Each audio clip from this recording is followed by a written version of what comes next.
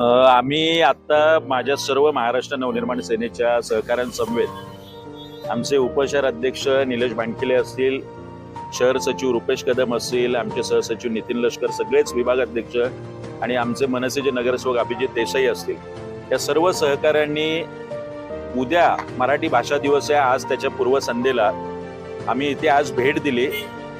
Sector 13 Airoli येथे मराठी भाषा भवनाच्या उपकेंद्रासाठी 3000 स्क्वेअर मीटरची जागा ज्यावेळी मुख्यमंत्री सन्माननीय उद्धव साहेब ठाकरे होते त्यावेळी मंजूर झालेली होती।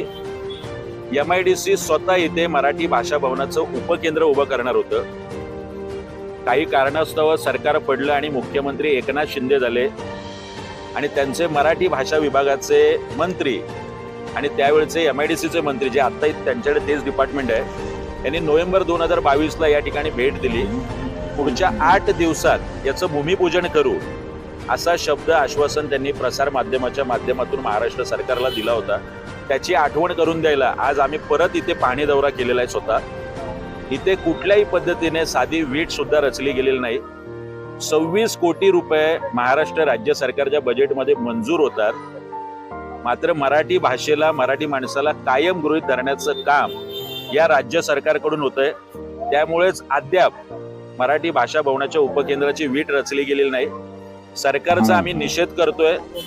आता अधिवेशन सुरू आहे, खरं तर इथल्या दोनही आमदारांनी हा विषय अधिवेशनात मांडणं गरजेचं आहे। महाराष्ट्रातल्या प्रत्येक आमदारांनी मांडलं पाहिजे, कारण हा काय फक्त नवी मुंबईचा विषय नाहीये, पण नवी मुंबईत उपकेंद्र होतंय, त्याच्यामुळे नवी मुंबईतले एक सांस्कृतिक वैभव या नवी मुंबईला प्राप्त होईल। आज आम्ही पाहणी केली, पुढच्या 7 दिवसात जर राज्य सरकारने इथलं भूमिपूजन केलं नाही, प्रतिकात्मकरित्या महाराष्ट्र नवनिर्माण सेना म्हणून आम्ही इथे विधिवत भूमिपूजन करणार, हा इशारा सुद्धा आम्ही राज्य सरकारला देतो।